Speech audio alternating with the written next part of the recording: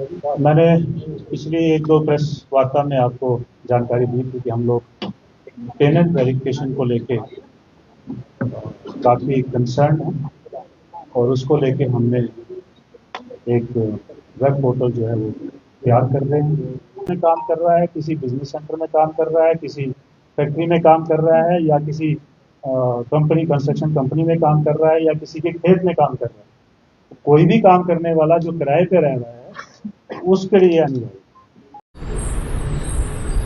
आदाब दोस्तों, मैं Mohammad Khalid the strong signal में आपका स्वागत है। दोस्तों, आपने देखा होगा कि पहले हमने 2 वीडियो जो अपलोड की है, परसों एक इंसिडेंट हुआ। वो इंसिडेंट कोई पर्सनल इंसिडेंट नहीं है, वो पब्लिक इसलिए है कि जो executive body police law and order maintain करने के लिए बैठी है जम्मू कश्मीर के अंदर, वो लॉ एंड ऑर्डर मेंटेन करने की जगह लोगों को उकसा रही है। और उकसाने का काम कैसे कर रही है?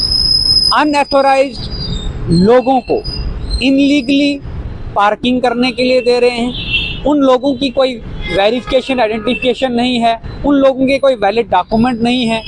वो लोग जहां मर्जी आए वहां पे अपना ऑटो खड़ा करके ऑटो स्टैंड क्लेम करते हैं। डीसी साहब की फॉर्मल स्टेटमेंट है कि जम्मू कश्मीर के अंदर इलेक्ट्रिक ऑटो का कोई भी ऑफिशियल स्टैंड नहीं है। ये जैसे रनिंग में अपने हिसाब से चल रहे हैं, इनको ऐसे ही चलने दो जब तक हम इनकी कोई डेजिग्नेटेड प्लेस ना निकालें। अब जितनी भी इन्फोर्समेंट एजेंसियां हैं, वो इन्फोर्समेंट एजेंसियां इनको बीच रोडों में गाड़ियां कैसे खड़ी करने देती है, ये सबसे बड़ा सवाल है। अब बात करें तो मैं भी ऑटो चालक हूँ, मैं भी बोलूँगा नहीं, मैं भी कहीं भी खड़ी कर दूँगा। कानून है, रॉन्ग पार्किंग की जगह नहीं पार्क कर सकते हैं। जहाँ पे स्टैंड नहीं है, जहाँ पे लोकेटेड प्लेस, जहाँ पे कंजेस्टेड एरिया है, वहाँ पे हम गाड़ी खड़ी नहीं कर सकते। लोगों को जाम की वजह से आप आए दिन खबरें देखते होंगे कितनी तकलीफें होती हैं। वहीं रघुनाथ मंदिर के सामने पे कुछ ऑटो चालक ऑटो लगाते हैं, जो ऑटो जीडी थापा की परमिशन से लगते हैं। वो उसकी परमिशन से क्यों लगते हैं, ये सबसे बड़ा सवाल है। अब जो इंसिडेंट हमारे साथ हुआ, वो इंसिडेंट इस तरह से था कि वहाँ पे तकरीबन 50 के करीब ऑटो चालक इकट्ठा हो गए। इसलिए इकट्ठा हो गए कि 2 दिन पहले मैंने खबर की थी कि ब्लैक ऑटो वाले कहीं पे भी अपनी गाड़ी खड़ी करके अड्डा क्लेम करते हैं और इलेक्ट्रिक ऑटो वालों से मारधार करते हैं, लड़ाई झगड़ा करते हैं। उसके एविडेंस भी हमने ऑन रिकॉर्ड डाले हैं। उसके बावजूद अगर बात करें, इनके पिछले 50 सालों से जो हमने रिसर्च इन पे की है कि इनका कभी लाइसेंस तक भी चेक नहीं हुआ है। लाइसेंस तक इसलिए चेक नहीं हुआ है क्योंकि इनके जो प्रधान लोग हैं, वो प्रधान लोग क्या करते हैं, वो पर्चियां लेते हैं इनसे इनलीगली और कहते हैं यहाँ पे आपका स्टैंड है, जबकि स्टैंड कहीं भी रजिस्ट्रेशन में वो स्टैंड रजिस्टर्ड नहीं होता है। 70 स्टैंड ब्लैक ऑटो वालों के रजिस्टर्ड है, उसके अलावा कोई स्टैंड नहीं है। और ये कहीं पे भी स्टैंड क्लेम करते हैं और कहीं पे भी खड़ी करते हैं। उस एरिया का जो भी लोकल पुलिस ऑफिसर वहाँ पे ड्यूटी कर रहा होता है कि उसको ये 150 रुपये रिश्वत देते हैं। पहली बात। दूसरी बात ये हो गई कि अब जो इलीगल एक्ट हमारे साथ हुआ है, ये कि कहीं भी किसी को भी रोक देते हैं, रास्ता रोक देते हैं। सवारी को गाड़ी में चढ़ने से, वो लेडीज़ हो मर्द हो, ये आगे खड़े हो जाते हैं, उसको बैठने नहीं देते। चलो हमारे ऑटो में बैठो, बाजू पकड़ लेते हैं। ऐसे ऐसे कारनामे इनके, क्योंकि सवारी इनके पास इसलिए नहीं जाती है। एक तो ये ओवर चार्जिंग करते हैं, दूसरा ये बदतमीजी करते हैं सवारी से, सवारी भाग जाती है। अब जब यही सवाल हमने उनसे पूछा तो ऑफेंड हुए, हमें रिटर्न कर दिया गया। विदिन 10 मिनट उन्होंने अपने प्रधान को कॉल करके वहाँ पे 50 लोगों को बुलाया। उसके बाद वो थापा साहब की धमकी देकर, आपको वीडियो में दिखा होगा कि हम थापा साहब को बुलाएंगे, उसको कॉल किया। उसने एक कांस्टेबल या एसपीओ बाहर भेजा, जिसने मेरा ऑटो वहाँ से मुझे और मेरे ऑटो को लेकर अंदर डिटेन किया। डिटेन करने से पहले मेरा मोबाइल फ़ोन, मेरा माइक्रोफोन, मेरा माइक जब्ती में लेते हैं थापा साहब। और उसके बाद कहते हैं उनसे कि आप जाओ, आप एक एप्लीकेशन लिख के लाओ इस व्यक्ति के खिलाफ, मैं इसके खिलाफ पर्चा करता हूँ और इसको जेल के अंदर भेजता हूँ। ये धमकी वो दे रहे थे हमें कि हम आप पे झूठा FIR करेंगे, जबकि मैंने कोई कानूनी जुर्म ही नहीं किया है। ऑटो चलाना कोई जुर्म नहीं है, वीडियो बनाना कोई जुर्म नहीं है। यही मेरे आर्गूमेंट उनके सामने वहाँ पे भी रहे कि ऑटो चलाना कोई जुर्म नहीं है, वीडियो बनाना कोई जुर्म नहीं है। अगर किसी ऑटो वाले ने कोई चैनल खोला है, उसकी रजिस्ट्रेशन की है, वो भी कोई कानूनी जुर्म नहीं है, वो भी लीगल है, ऑटो भी लीगल है। फिर मैंने इलीगल एक्ट ऐसा क्या किया कि आप मुझे पेनलाइज करेंगे।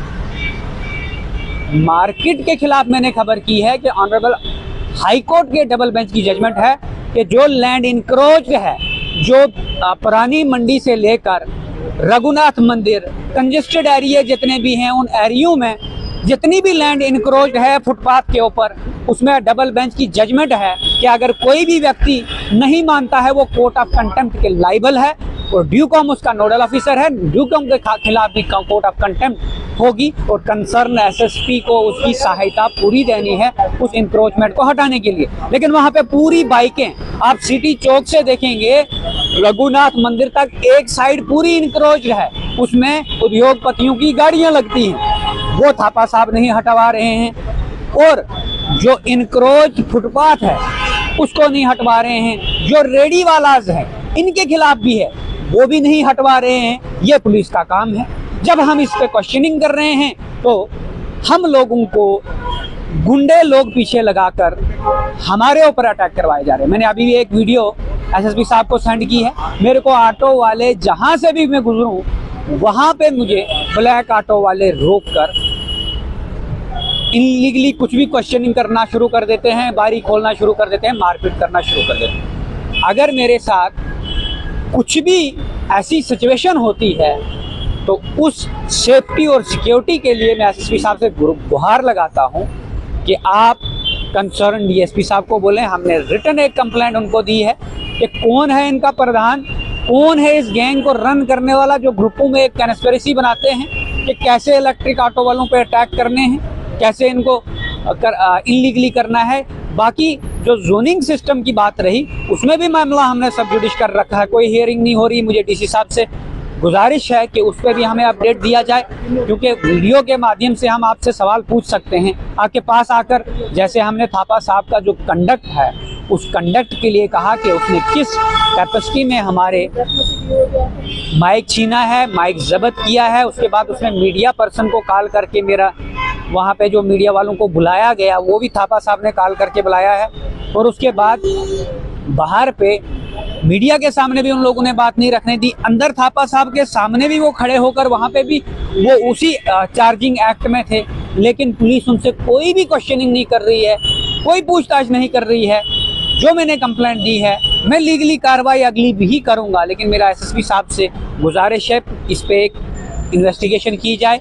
जितने ऑटो चालक ब्लैक ऑटो वाले हैं, ट्रैफिक एसएसपी से मेरी गुजारिश रहेगी उनके एलए, उनके परमिशन जो परमिट है वो, ये किस किस एरिया से आके, महाराष्ट्र से एक गाड़ी वाला आकर यहाँ पे 4000 की लूट हमारी एक माँ से कर गया। वो कल से मुझे फोन कर रही है। एक बच्चा गायब होता है घुमट चौक से, वो रिकवर होता है चट्ठा से, लेकिन उस बच्चे का कोई अपडेट नहीं है कि अगर वो बच्चा ऑटो में सोया था और उस ऑटो कर्मी को पता था कि बच्चा पीछे सोया है और वो बच्चा लेके घुमट से चट्ठा कैसे पहुंचा, इसकी कोई क्लैरिफिकेशन पुलिस की नहीं आई। क्यों नहीं आई? कि बच्चा एक आदमी है, कोई वस्तु नहीं है, कोई चीज नहीं है कि वो लेके चले जाएगा। वो इन्फॉर्म नहीं करेगा फैमिली को, वो किसी पुलिस स्टेशन में इन्फॉर्म नहीं करेगा, वो घुमट चौक से चट्ठा पहुंच जाएगा। और उसके बाद पुलिस की क्लैरिफिकेशन कुछ नहीं आएगी कि उस लेडी को बच्चा भूल गया था। कैसे भूल गया था? अगर बच्चा भूल गया, क्या उस ऑटो वाले की ये फंडामेंटल ड्यूटी नहीं है कि वो उस लेडी को इन्फॉर्म करेगा कि उसका बच्चा लेके भाग जाएगा? उस वक्त कितना क्यास एंड क्रक्स पब्लिक डोमेन में था, लेकिन कोई भी कार्रवाई नहीं। मेरी गुहार रहेगी एसएसपी साहब से, ये जो इलीगल एक्ट हुआ है इस पे डिपार्टमेंटल इंक्वायरी होनी चाहिए। अगर इंक्वायरी नहीं होगी हम तो भी लीगली उसको प्रोसेस आगे करेंगे। लेकिन आज मेरे पे फिर से अटैक हुआ है। मेरी सेफ्टी एंड सिक्योरिटी के लिए आपने क्या प्रबंध किया? 2 दिन इंसिडेंट को हुए हैं, आपने क्या किसी ऑटो वाले प्रधान को बुलाया? और इनकी अनऑथोराइज्ड जितनी भी एसोसिएशन है इनको भी वेरीफाई किया जाए। ये गोन लोग हैं, ये गुंडे लोग हैं जो इस तरह से एसोसिएशन इनलीगली चला रहे हैं 36 सालों से। कोई इलेक्शन नहीं हो रहा, बाईलाज है लेबर कमिश्नर का। लेबर कमिश्नर का बाईलाज क्लियरली कहता है कि हर साल इलेक्शन होने चाहिए, जितने भी यूनियन और एसोसिएशन है, फिर प्रधान चुने जाते हैं। ये गुंडे लोग जो हैं अपने आप को खुद ही सेल्फ प्रोक्लेम्ड प्रधान बनाकर और स्टेट के अंदर ऐसा अराजकता फैलाते हैं, क्यास और क्रक्स फैलाते हैं, मॉब इकट्ठी करते हैं किसी ऑटो चालक के अगेंस्ट। लेकिन लॉ एंड ऑर्डर सिचुएशन जो है जम्मू कश्मीर में बन रही है, और उस लॉ एंड ऑर्डर सिचुएशन के लिए 10-10 रुपए के पीछे क्रिमिनल एक्ट होते हैं। कल को अगर मुझे कोई मार देता है, उसका रिस्पॉन्सिबल कौन होगा? मेरा इस हिसाब से यही सवाल है। आप जुड़े रहिए द स्ट्रांग सिग्नल के साथ। धन्यवाद।